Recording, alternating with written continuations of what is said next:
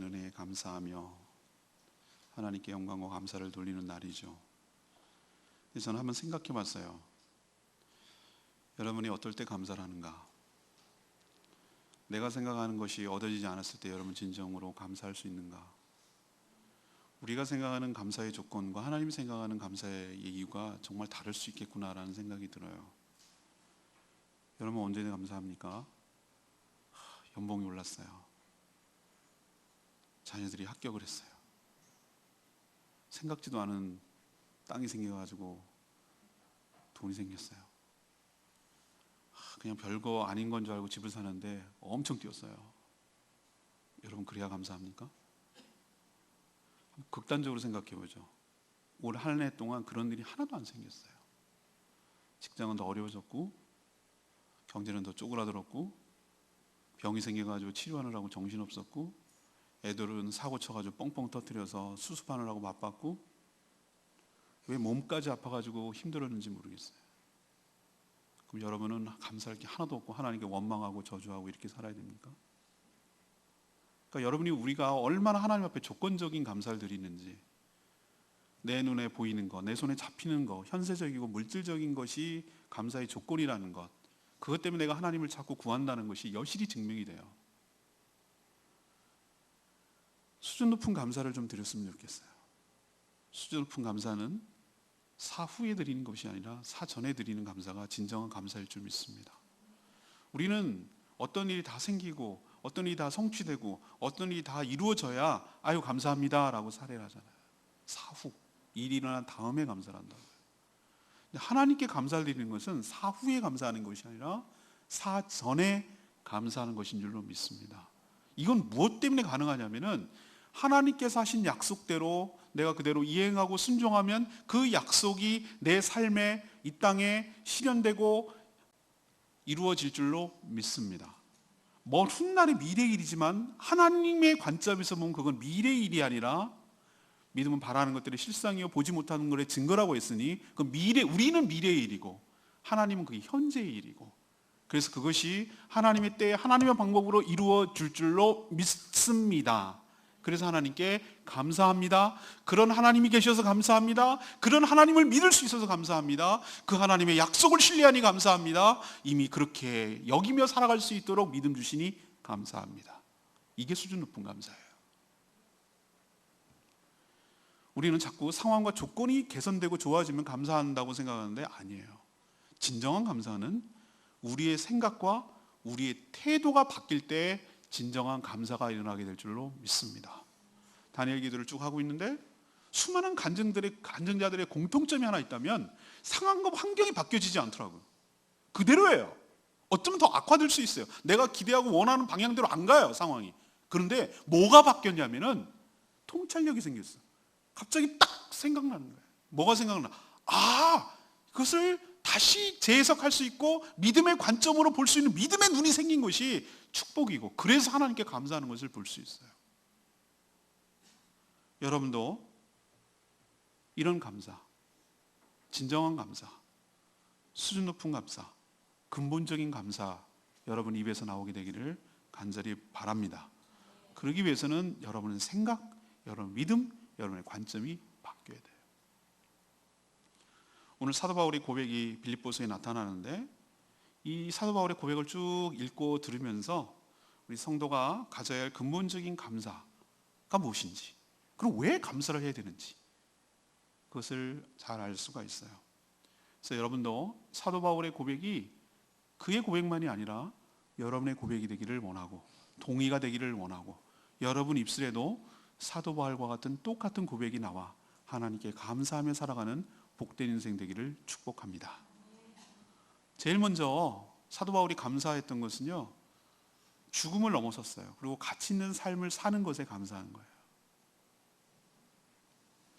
바울이 지금 어떤 처지에 있습니까? 7절 보세요. 나의 매임과 라는 표현이 있어요. 나의 매임과.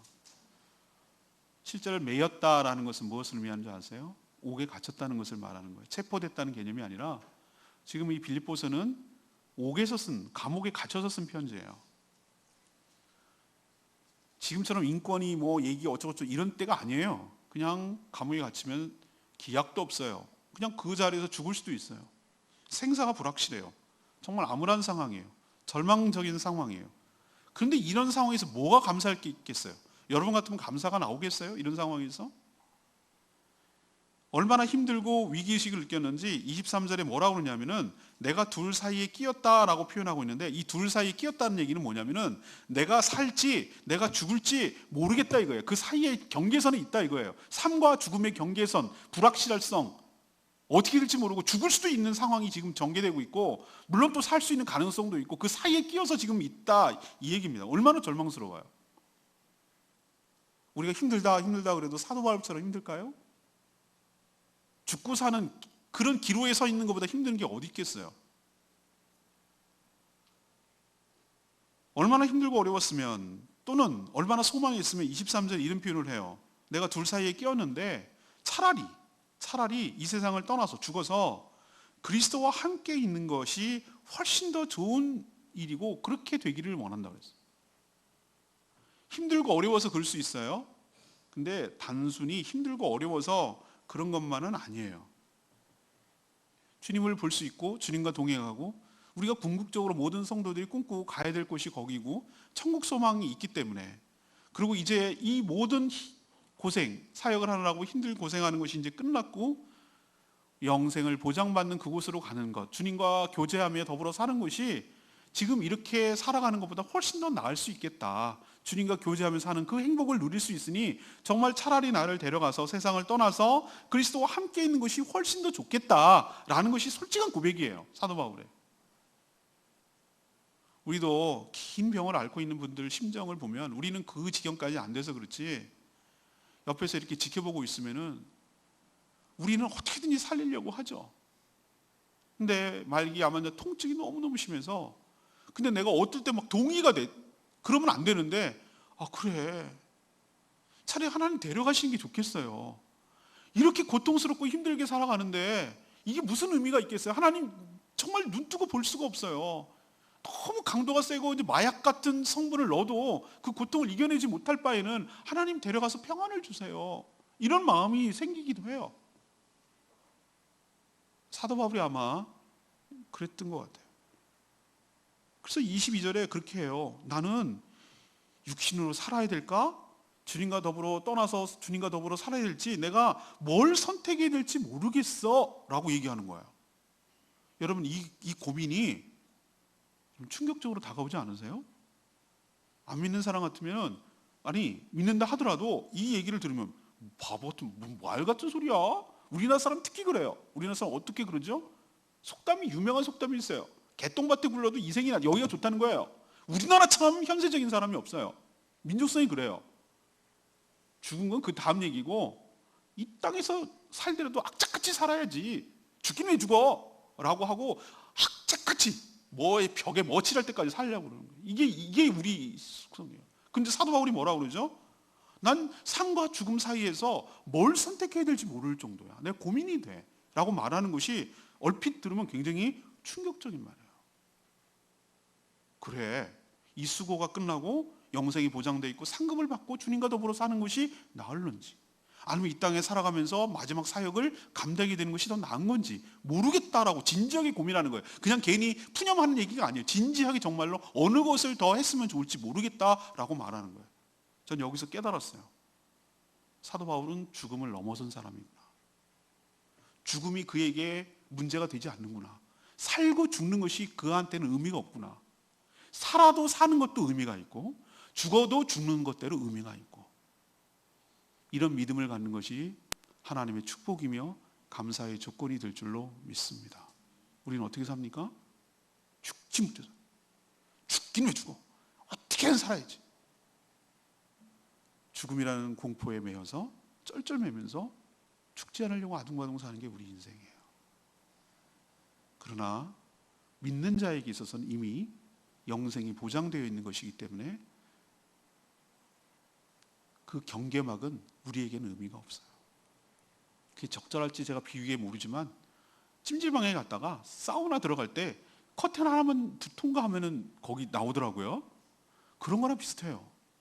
우리는 미지의 세계이기 때문에 어떨지 막 불안하고 두려운데, 믿는 자에게는 이미 그 죽음이라는 경계가 그렇게 안 믿는 것처럼 죽음은 끝이야 라고 생각하는 사람들이 비하면 정말 아무 경계가 아니에요. 우리가 오히려 육체적으로 옷을 갈아입는 것과 똑같아요. 옷을 갈아입을 때 새 옷을 주기 위해서 옷을 갈아 벗어야 되잖아요.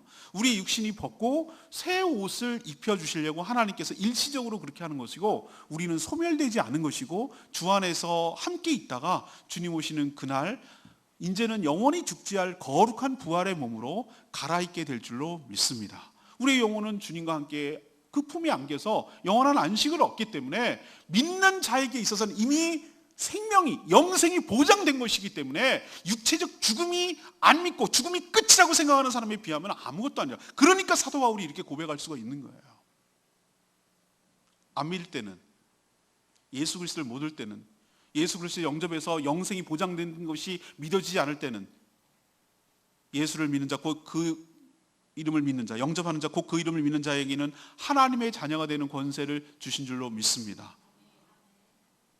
그리고 뭐라고 표현했어요? 과거형으로 표현했잖아요. 뭐라고 표현했습니까? 이미 믿는 자는 사망에서 생명으로 뭐 했고? 옮겼고 라고 표현하고 있죠. 옮겼고. 이미 옮겨졌어요, 여러분들은. 이미 영생이 보장된 줄로 믿습니다. 그러니까 이렇게 고백을 할 수가 있는 거예요. 아무 의미 없어요, 그 사람에게 있어서는.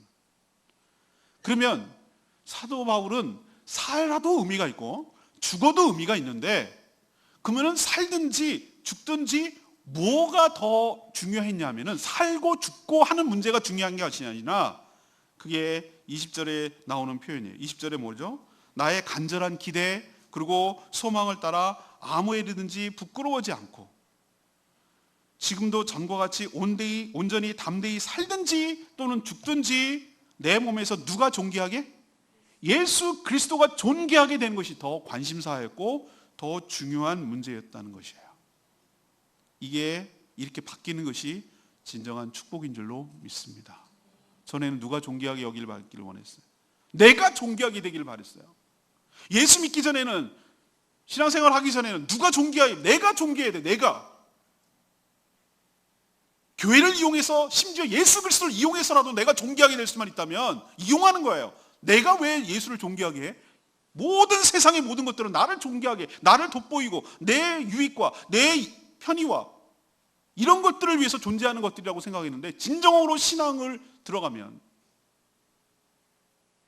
나를 위해서 목숨까지 버리신 예수 그리스도가 존귀하게 되도록 삶이 바뀌어요. 뭐 하면서까지? 살든지 죽든지 그건 나에게 중요한 문제가 아니야. 이미 넘어섰어. 난 이미 영생을 누리니까. 그러나 살아야 된다면 살아야 되는 이유도, 죽어야 된다면 죽어야 되는 이유도, 그것으로 통해서 무엇이 존귀하게 되기를? 예수 그리스도가 더 존귀하게 되기를, 예수 그리스도에게 칭송이 올라가기를, 예수 그리스도가 더 돋보이기를, 예수 그리스도가 더 드러나게 되기를, 그렇게 되기를 바라는 것이 사도 바울의 관심사였어요. 사랑하는 여러분, 여러분도 이런 믿음이 있기를 간절히 바랍니다. 이런 믿음이 생기는 게 축복이에요. 그전에는 어떻게 살았게요? 죽음의 공포. 왜 사람들이 강도가 오면 다 내줍니까? 죽으면 끝이니까. 왜 모든 걸 다 해보려고 합니까? 말기 암 환자들이 왜 개 구충제까지 먹어가면서 살아보려고 합니까? 삶의 차이 강하거든. 죽으면 끝이라고 생각하거든. 근데 여러분은 그것을 넘어서서 아둥바둥 살기 위해서 넘어서서 삶과 죽음을 초월해 주님이 존귀하게 되기를, 주님이 더 드러나게 되기를, 주님께 영광 돌아가기를, 그렇게 바라는 믿음의 삶을 살게 되기를 축복합니다. 그렇게 살아가는 것, 그 전에 안 그랬는데 그렇게 살아가는 삶이야말로 이미 죽음을 넘어선 삶, 더 가치 있는 삶을 살기 때문에 이게 훨씬 더 차원 높은 삶이기 때문에 이렇게 살 수 있는 것 자체가 하나님의 축복이며 하나님의 은혜이기에 이것을 감사하며 살아가는 저와 여러분 되기를 소망합니다. 두 번째 얘기는요, 그리스도의 복음에 합당한 삶을 살 수 있어서 감사한 거예요. 선택의 갈등이 아까 있었다고 말했죠. 내가 사는 것이 더 유익할지 죽는 것이 더 의미가 있을지, 나는 지금 어디를 선택해야 될지 모르겠다라고 말했는데, 결과적으로 24절에 있는 말씀대로 내가 육신으로 있는 것이 더 유익하겠다라고 얘기했어요. 그러면 얼핏 이 얘기를 들으면 아유 결국 그럴 줄 알았어. 뭐 굉장히 센 척하고 그러더니 결국 육신으로 사는 거 원하는 거잖아. 이렇게 생각하면 안 돼요. 사도 바울이 왜 육신으로 있는 것을 더 유익하겠다라고 판단했냐면은 자기에게 유익이 아니에요. 자기의 유익 때문이 아니에요. 너희를 위하여라고 써요. 너희는 빌립보 교회 성도들을 말하는 거예요. 너희를 위해서 내가 사는 것이 더 유익하겠다. 육신적으로. 그러면은 왜 빌립보 교인들에게 유익이죠? 25절에 나오죠. 내가 살 것과 너희 믿음의 진보와 기쁨을 위하여 너희 무리와 함께 거할 이것을 확실히 아노라 그랬어요. 이걸 통해서 알 수 있는 것은 뭐냐면은 사도 바울이 육신으로 더 살아서 빌립보 교회에 방문하는 거예요. 그래서 빌립보 교회 성도들의 믿음을 말씀으로 잘 양육시켜서 믿음이 더욱더 단단해지고 더욱더 분명해지고 그리스도 예수 그리스도에 닮아가는 복된 삶을 살도록 하는 것이 성도들에게 유익이잖아요. 그래서 육신으로 있기를 원했고, 또 하나는 이 빌립보 교인들이 사도 바울이 석방, 사도 바울의 생존을 위해서 지금 옥에 갇혔다는 소문을 들었잖아요. 그러니까 얼마나 간절히 기도했겠어요. 그래서 사도 바울이 그 기도한 대로 딱 석방이 돼가지고 빌립보 그 교회에 딱 방문한다. 그들에게 앞에 딱 나타났다. 그러면은 빌립보 교인들 입장에서 어떤 느낌이 들겠어요? 이거는 너무너무 감사한 것이죠. 어떤 면에서 감사하냐? 우리의 간구와 기도를 하나님께서 들어응답하여 주신 줄로 믿습니다. 살아왔잖아. 저기 증거잖아. 사도 바울이 살아서 우리 가운데 온 것이 바로 증거잖아. 제가 믿음이 언제 자란다고 성경 공부 시간에 말씀드렸죠? 기도 응답 형태로 선순환이 일어날 때 믿음이 단단해지고 자라는 거예요. 제가 분명히 말씀드리죠. 기도 안 하는 사람은 믿음이 자랄 수가 없어요. 왜 자랄 수가 없냐면은 기도를 해본 적이 없으니까 뭐가 이루어져도 그게 기도 때문에 이루어진지를 몰라요. 믿지도 않고요. 운이 좋아서 그래요. 운이 좋아서 그렇다 그래요. 내가 어떤 것을 구체적으로 간구하고 기도했는데 하나님께서 구체적으로 응답해 주시는 것이 1대1로 자꾸 매칭해 나가는 것을 경험할 때 하나님의 살아계신 것이 증거될 줄로 믿고, 또 하나님의 살아계심이 믿어지게 될 줄로 믿고, 하나님이 얼마나 좋은 분인지를 알게 되고, 하나님께 감사하고 하나님과 더 친밀해지고 하나님과 관계가 더 깊어지는 축복이 있게 될 줄로 믿습니다. 그러면서 믿음이 자라는 거예요. 믿음이 하나님 살아계셔. 누가 뭐라 그래도 하나님 살아계셔. 그리고 하나님 누가 뭐라 그래도 하나님 참 좋은 분이야 라는 것이 믿어지는 거예요. 믿어지는 것이 믿어주는 게 아니란 말이에요. 하나님께서 우리에게 응답해 주시는 이유가 뭡니까? 우리의 소원 들어주는 호리병의 진이가 하나님이 아니란 말이에요. 하나님은 목표는 하나님과 우리 사이가 더 친밀해지기를 바라는 게 목표예요. 그러려면 여러분 하나님께 더 다가서야 되고, 믿음이 여릴 때는 어떻게 하냐면 나중에는 그 뭘 이루어지고 안 이루어지고 그것 때문에 친밀해지는 게 아니라 이제 그런 수준을 넘어서요. 나중에 가면은. 그래서 그냥 하나님 당연히 살아계시고 하나님 너무 좋으신 분이고 하나님과 그냥 교제하고 하나님과 이야기하고 하나님과 시간 보내는 것이 너무 좋아요. 뭘 해주고 말고가 개념이 없어요. 이미 넘어섰다니까요.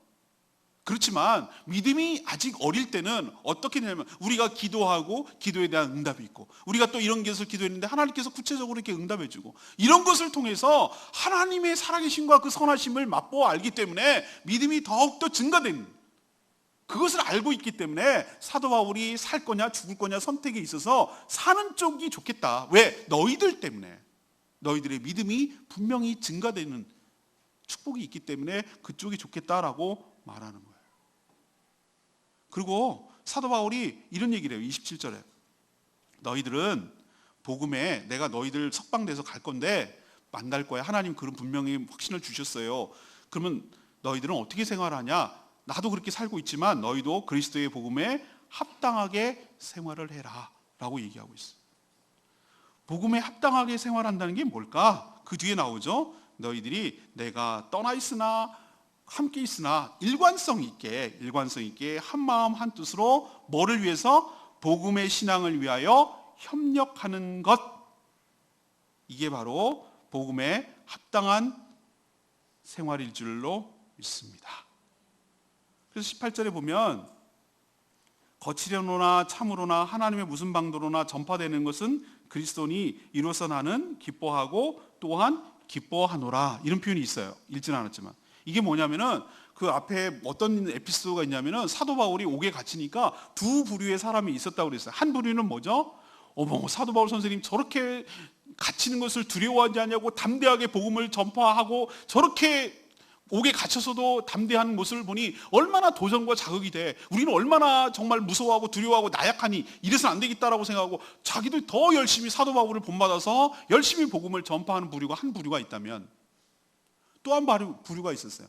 경쟁, 라이벌 관계에 있었어요. 뭐 사도 바울이 옥에 갇혔다고? 어우, 갇혔으니까 잘 됐네. 갇혀서 아무것도 못할 그때 우리가 열심히 복음을 전파해가지고 정말 부흥하고 역사가 일어나서 사도 바울이 아우야 올라 나는 꼼짝도 못하고 있는데 쟤네들이 열심히 해서 그렇게 해서 더 괴롭게 만들어야지 그러면서 열심히 복음을 전하는 사람이 생겨났단 말이에요. 근데 사도 바울은 몰라도 너무 모른다고 제가 말씀드렸죠. 사도 바울은 어떤 거죠? 이것 때문에 복음을 전하나, 이것 때문에 복음을 전하나, 내가 미워서 복음을 전하나, 나 때문에 복음을 전하나. 전파되는 것은 누구라고요? 예수 그리스도니. 나는 예수 그리스도의 복음이 전파되는 것을 기뻐하고 또 기뻐하노라. 이것이 복음에 합당한 삶을 살고 있다는 거예요. 그래서 빌립보 교회 성도들에게도 똑같이 너희들이 복음을 전하는, 복음에 합당한 생활을 하라는 얘기는 복음을 전하는데 한마음 한뜻이 되어서 복음을 전파하는데 힘쓰며 살라고 얘기를 하는 거예요. 촉구하는 거예요. 자, 그러면 여러분 전에는 어떻게 사셨어요? 복음을 위해서 합당하게 사셨어요? 아니죠. 전에 복음을 위해서 사는 것이 아니라 자신의 돈과 쾌락과 인기와 자신을 위해서 사는 삶이죠. 그게 더 관심사였죠. 땅 됐는데 올랐대 안 올랐대, 주식 됐는데 올랐대 안 올랐대, 이런 거에 더 관심이 있어요. 페이스북에 좋아요가 몇 개야? 조회수가. 인스타그램에 올랐는데 몇 명이 좋아하지? 뭐 이런 거에 관심이 있었잖아요. 육신의 정욕, 안목의 정욕, 이생의 자랑에 충실하게 산 삶이 바로 우리의 인생이었어요. 복음과는 나는 하등 상관없어요. 그게 뭐라고? 이렇게 살았어요. 그런데 여러분 인생이 바뀌었어요. 관심사가 바뀌었다고. 전에는 나만을 위해서 충실하게 살았는데 이제는 복음에, 그리스도의 복음에 합당한 삶을 사는 것 자체가 축복이고 감사의 이유가 되어야 될 줄로 믿습니다. 복음으로 인해 내 삶의 관점이 바뀌었어요. 내 가치관이 바뀌었어요. 내가 소중히 여기고 내가 의미 있게 여기는 게 바뀌었단 말이에요. 내가 바뀌질 사람이 아니거든요. 누가 나를 바꾸나요? 사람을 뭘로 바꾸냐고요? 안 된다고요. 뭘로 해도 안 바꿔져요. 그냥 그렇게 살다 죽는 거예요. 안 바꿔져요. 복음만이 사람을 바꾸는 거예요. 어떻게 바뀌어놨어요? 전에 자기를 위해서 살던 사람이었어요. 자기밖에 모르는 사람이었어요. 그랬던 사람이 복음을 전하는데, 복음이 사람을 구원하는 유일한 하나님의 지혜이고 방법인 것을 믿기 때문에 복음을 전파하는데 한마음 한뜻이 돼서 힘을 합쳐서 그 일에 헌신하고 그렇게 살아가는 것이 복음에 합당한 삶이거든요. 사도 바울이 그렇게 살았던 것처럼 빌립보 교인 자신들도 그렇게 사는 삶으로 뒤바뀐다면 그거야말로 기적 중의 기적이고 내가 이렇게 바뀌었다는 그 자체가 하나님께 감사해야 될 이유여야 될 줄로 믿습니다. 지금 오늘 설교 계속 흘러가고 있는 얘기가 뭐예요? 제발 좀 감사의 조건을 물질적이고 현세적이고 이런 것에 저급하게 수준 낮게, 그리고 나한테 뭐가 끝난 다음에, 일이 일어난 다음에 감사하는 수준을 넘어서서 내가 바뀐 자체가 기적이고 내가 바뀐 자체가 하나님께 감사해야 될 이유여인 것을, 내가 목표하는 지향점이 달라지고 내가 관심사가 달라지고 내가 가치 있게 여기는 것들이 달라진 이 자체가 정말 기적이고 이것이 하나님께 감사해야 될 이유여야 할 줄로 믿습니다. 복음에 합당하게 산다고 얘기하잖아요. 마지막 세 번째는 뭡니까? 그리스도를 위해서 고난받는 삶을 사는 것, 이게 감사해야 될 이유예요.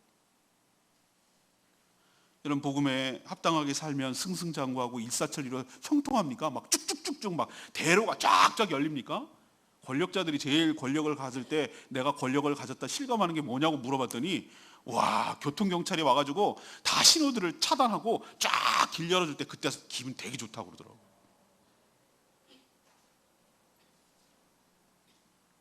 저도 그 기분 알아요.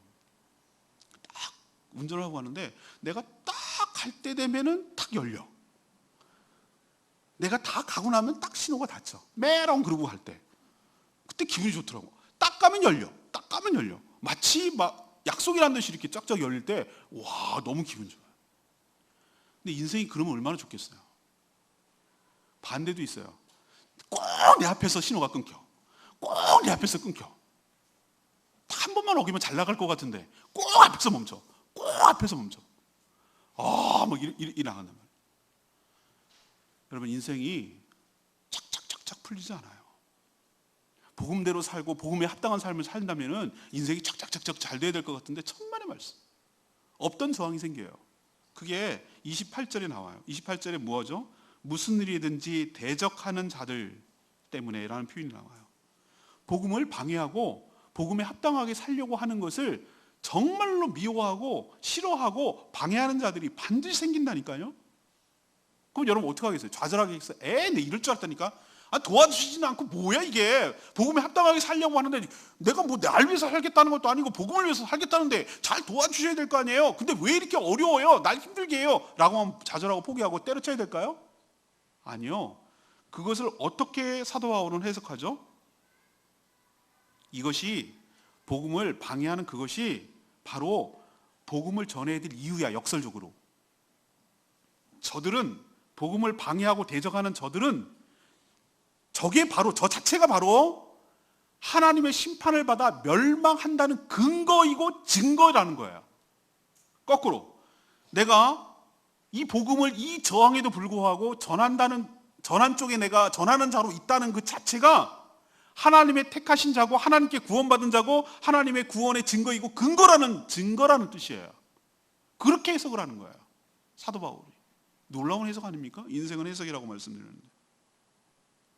그럼 복음 때문에 여러 가지 고난과 어려움을 받으면 어떤 태도를 취해야 될까? 29절에 얘기하는 게 올바른 태도예요. 그리스도를 위하여 너에게 은혜를 주신 것은 다만 그를 믿을 뿐 아니라 또한 그를 위하여 뭐도 받게 하려 함이라? 고난을 받게 하려 함이라. 우린 체리피커라는 게 있어요. 미끼 상품 뭐 여러 가지 마트에서 말이죠. 마스님, 고객님 오늘 뭐 세일합니다. 막 그러면서 막 이렇게 하는 거 있어요. 그게 미끼거든요. 막 전단지 할 때 막 엄청 싸게 파는 거 있어요. 막 달걀 한 꾸러미 얼마, 막 이러면서 돼지고기 한 근에 얼마 이렇게 하는 거. 사람이 그것만 사러 가겠어요? 그거 산 김에 이거 사고 그게 거기서 다 얻거든요, 이득을. 근데 정말 얄미운 사람은 어느 사람인지 알아? 그거 닦아가지고 그것만 딱 사. 이것만 딱 사. 얄미워. 파는 입장에서 얼마나 얄밉겠어요. 그것만 뽁뽁뽁 뽑아서. 그렇게 신앙생활을 하려고 얄팍하게 잔꾀를 부리는 사람들이 얼마나 많은지 몰라요. 하나님께 은혜만 받으려고 해요. 하나님께 좋은 것만 누리고 싶어 해요. 그리고 힘들고 어렵고 고생하는 것은 피해. 하고 싶지 않아. 예수 그리스도를 믿는 목적이 뭐냐면 우리 아들 꼭 이번에 대학에 입시에 꼭 합격하게 해주세요. 이번에 우리 남편 꼭 승진하게 해주세요. 연봉이 이번에 조금 더 올라서 한 500만 아주 가볍게 500만 올라가게 해주세요 라든가 뭐 이런 축복, 이걸 축복이라고 그래요. 그리고 이걸 은혜라고 말하는, 요것만 노리고 요것만 필요해서 예수 그리스도를 믿는 것은 반쪽짜리의 믿음이고 이기적인 믿음이에요. 그건 온전한 믿음이 아니에요. 오늘 사도 바울이 뭐라고 얘기합니까? 너희들이 예수 그리스도에게 은혜를 주신 것은, 하나님께서 여러분에게 은혜를 베풀어 주신 것은 은혜만 뿐만 아니라 그를 위하여 뭐도 받게 하려 함이라? 고난도 받게 하려 함이라. 주를 위해서 고난도 받게 하려 함이라. 이 믿음이 생겨나야 돼요. 복음 때문에 고난을 받을 때 은혜만 아니라 고난도 감사하라고 하나님께서 은혜를 주시는 줄로 믿습니다. 이 믿음의 해석이 가능한 거예요. 전에는 그게 안 가능했어요. 그럼 계속 고난만 받을까? 죽으라고 고생만 하라고? 이게 신앙생활이야? 아니에요. 오늘 19절에 보면은 너희의 간구와 예수 그리스도의 성령의 도우심으로 나를 구원에 이르게 할 줄을 아는 고로. 사도 바울이 감옥에 있잖아요. 빌립보 교회 성도들이 열심히 간구하잖아요. 그 기도를 하나님께서 들어주시고 성령의 도우심으로 나를 이 고난 가운데 감옥에서 건져내게 하여 주실 줄로 믿습니다. 우리가 복음 때문에 당하는 고난을 고난대로 계속 놔두시는 것이 아니라 그 고난에서 건져 주실 줄로 믿습니다. 우리 인생은 고난과 은혜가 동시에 가는 거예요. 근데 나중에는 그런 줄 알았어요? 아니에요. 나중에 보니까 고난조차도 은혜의 보자기 안에 있었던 것이에요. 그 전체를 은혜라고 말하는 것이에요. 우리에게 은혜가 있을 때 고난이 하나도 없는 것을 은혜라고 지금까지 알고 살았어요. 아니에요. 고난이 같이 있으려면 어려움도 있어야 되고, 은혜가 있으려면 고난이 있을 때 은혜가 같이 있는 거예요. 왜 은혜가 은혜라고 말합니까? 힘들고 어려운 것이 있을 때 그 은혜가 더 가치롭고 달콤하잖아요. 목마른 사람에게 생수가 너무 감사하고, 배고픈 사람에게 밥 한 끼, 김밥 하나가 그렇게 맛있게 느껴지는 것, 어려움이 있었기 때문에 은혜가 더 크게 다가오는 것이에요.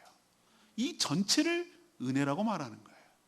예수 복음 때문에 고난을 받는 이유, 은혜를 더하게 하기 위한 하나님의 큰 배려라고 인생의 눈을 볼 수 있는 시각이 생겼어요. 전에는 여러분 어떻게 살았습니까? 고난은 나쁜 거야. 무조건 피해야 돼. 짝짝짝짝 일사천리로 나가야 돼. 하나도 걸리는 게 없어야 돼. 이게 축복이야 라고 생각했다면 정말 잘못 생각하고 산 거예요. 이제는 복음 때문에, 예수 그리스도 때문에 기꺼이 받는 여러 가지 어려움, 불편함, 이것도 감수하고, 그것 때문에 받는 여러 가지 불이익, 그것 때문에 받는 여러 가지 어려움들, 이것을 당연히 받는 것으로 알고, 그러나 그것이 계속될 것이 아니라 이것을 통하여 더 큰 은혜를 주신 하나님을 바라보고 이 고난을 해석할 수 있는 믿음의 눈이 생겨난 것, 이것이 바로 감사해야 될 이유여야 할 줄로 믿습니다. 오늘 말씀을 결론 내리면 이거예요. 사람이 안 바뀐다고 제가 말씀드렸어요. 안 바뀌어요, 여러분. 제가 왜 복음에 뛰어들었다고 말씀드렸죠? 이 세상을 바꾸고 싶은데, 제가 대학 다닐 때는 요즘 맨날 골프 치러 다니시는 전두환 대통령께서,